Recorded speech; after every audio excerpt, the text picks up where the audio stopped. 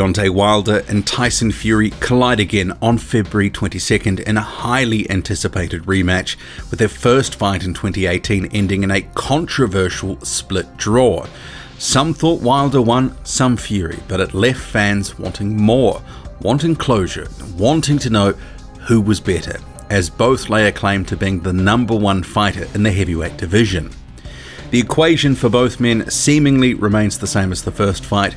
Wilder's best chance seemingly a knockout, and Fury's to box to a decision, although Fury is predicting a knockout in a couple of rounds. Perhaps that's a little ambitious, we shall see. But could this matchup hinge on Tyson Fury's freshly healed cuts that were sustained in the Otto Wallin fight back in 2019? In this video, I'll cover 10 things to watch for in this rematch, including those cuts. So with that in mind, buckle up. Let's go. Number 1.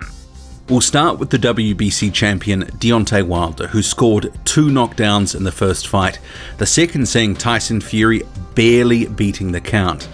But apart from those highlights, Deontay Wilder was made to miss and miss a lot, sometimes looking wild and ragged as he looked to connect a knockout blow. Afterward, Wilder stated on social media that the event brought more pressure than he expected, leading him to get overly anxious to go for the knockout, and as a result, he abandoned the game plan. The second time around, there's the same pressure on Wilder to win. Maybe more so given that Fury is deeper into his comeback. Deontay Wilder will need to rein in his emotions and fight with more poise. Otherwise, it is an advantage to Fury, as it was in the first fight. There were signs, though, in the Luis Ortiz rematch of a more focused Wilder, who opted to throw fewer punches and wait for an eventual opening, which he pounced on. His trainer JD's has stated that they're not going to do anything different for the rematch. They'll just do things better this time. So that will require Wilder to remain composed, patient, and stick to the game plan.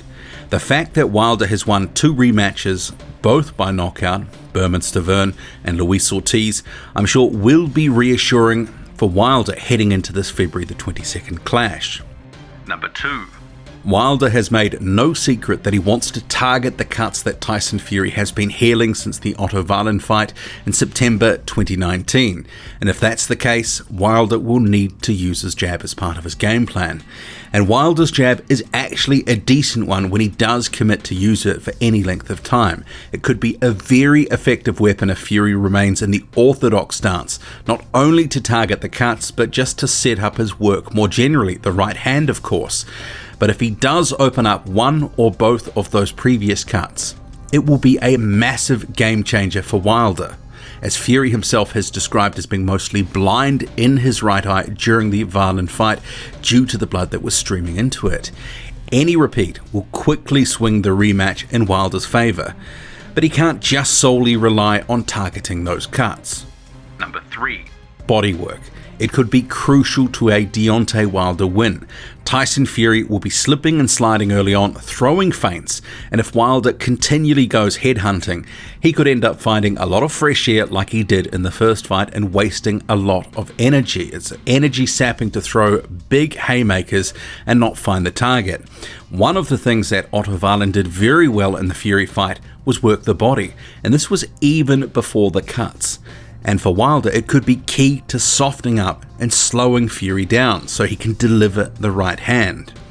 And Wilder committed to throwing left hooks to Luis Ortiz's body in their rematch this past November, and it was one of the few punches he was landing with regularity in the first 6 rounds of that fight. As the rematch was effectively a prelude to this rematch, I expect Deontay Wilder will be looking to invest to the body. Number 4. Deontay Wilder came into the first fight at one of the lowest weights of his career, 212 pounds on the scale, and according to Wilder himself, he was 209 pounds on the night. And part of the lower weight was attributed to his training camp, where he had to work around an arm injury sustained a few months before training camp started. Irrespective though of the reason for the weight, Wilder was lighter and claimed to be underdone on throwing right hands, but since that first fight, he's actually gone back up in weight. He's been fighting at around 220 pounds, which is more around where he usually fights in his career. So if he comes in, and we should expect so, at around 220 pounds for the second fight, that could play a pivotal role in this fight. We have to ask the question, will Deontay Wilder have more power? Some have certainly speculated that his failure to finish off Fury in the first fight could have been down to the lower weight. Fury himself, he'll also be coming up in weight reportedly for the second fight in search of more power, and I'll come to that a bit later. Number 5. The right hand. Easily Wilder's best weapon, and it's got him out of all sorts of trouble countless times, erasing his opponents and the need for fights to go to the cards.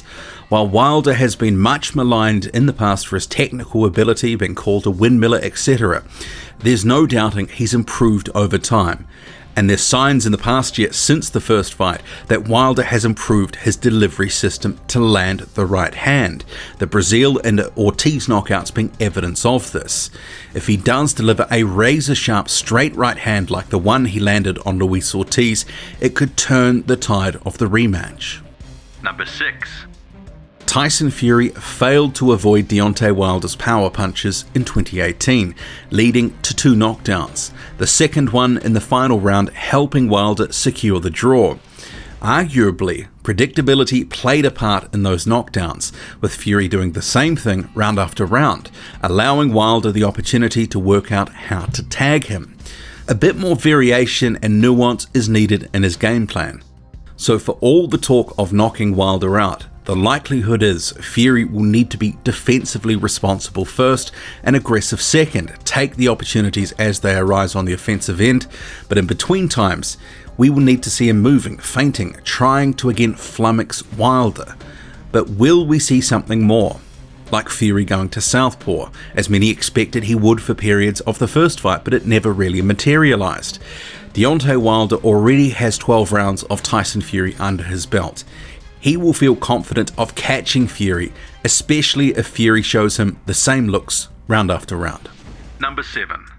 Some of Fury's game plan and subsequent in-ring adjustments could very well hinge on what happens to those freshly healed cuts. Fury has given them 5 months to heal and has tailored his sparring to ensure minimal risk of them being opened up. There's no guarantee one or both don't split back open from the first punch that they received or at some point during the fight. But this possibility, it does add more intrigue to the fight. And Fury has left nothing to chance here with these cuts, hiring noted cutman Stitch Duran to be in his corner should things go awry. And if they do go awry, we could very well see Fury rapidly go from boxer to brawler in a moment's notice. Number 8.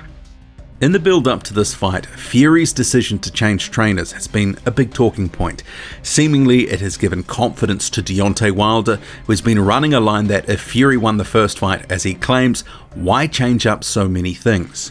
Ultimately, the decision to drop Ben Davison in favour of Javan Sugar Hill will either be seen as a complete masterstroke or a disaster, depending on the outcome of the fight. Hindsight 2020 and all that. The Wilder camp, it doubts that this will pay off in any meaningful way. Wilder's trainer JD says it takes time to build chemistry, even if you have had a prior trainer-fighter relationship. Fury is though banking on the change of scene benefiting him in many ways, from the technical side to having more power overall. And Fury has repeatedly been saying he will knock Deontay Wilder out in a couple of rounds, that he'll be coming forward and standing toe-to-toe with the WBC champion, and that training with Javan Sugar Hill is part of that strategy. How much of this is bluster? Well, we'll soon see. Number 9.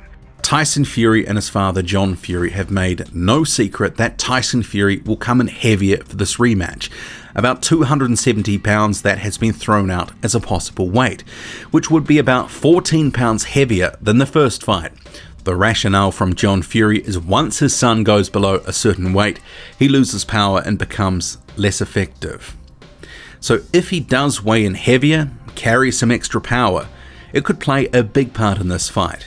There were a few occasions in the first fight where Wilder looked momentarily buzzed, so more power in Fury's so-called pillow fists, as Deontay Wilder calls them, it will be a key to hurting or potentially even stopping the WBC champion, as Fury claims he will do. And while it may seem counterintuitive, the extra weight is claimed to also help Fury do the 12 rounds at a better clip. We shall see. Number 10. Tyson Fury has been back in the ring for more than 18 months now, this being his 6th fight back. Arguably, whatever version of Tyson Fury we get in this rematch is the version that we should expect for the remainder of his career. So with fans and Fury himself claiming he was still getting back to his best last time out, how much better will he be on February the 22nd? It's certainly an open question. We've had glimpses of the good, like the demolition of Tom Schwartz, but then a more listless version against Otto Wallin. And yes, even before the cuts he looked sluggish and he was getting tagged by the Swede, who was able to open up those cuts of course. Perhaps more importantly, can Tyson Fury remain focused for a full 12 rounds? If he can't stop Wilder, he will need to be on point for the full fight. Otherwise, Wilder can and will pounce at a moment's notice. But it's a great fight. It's one that's hard to call, and the possibility of Fury's cuts opening up, it does add more drama and intrigue to what was already a highly anticipated fight. A legacy fight for both men who claim to be the best of their generation.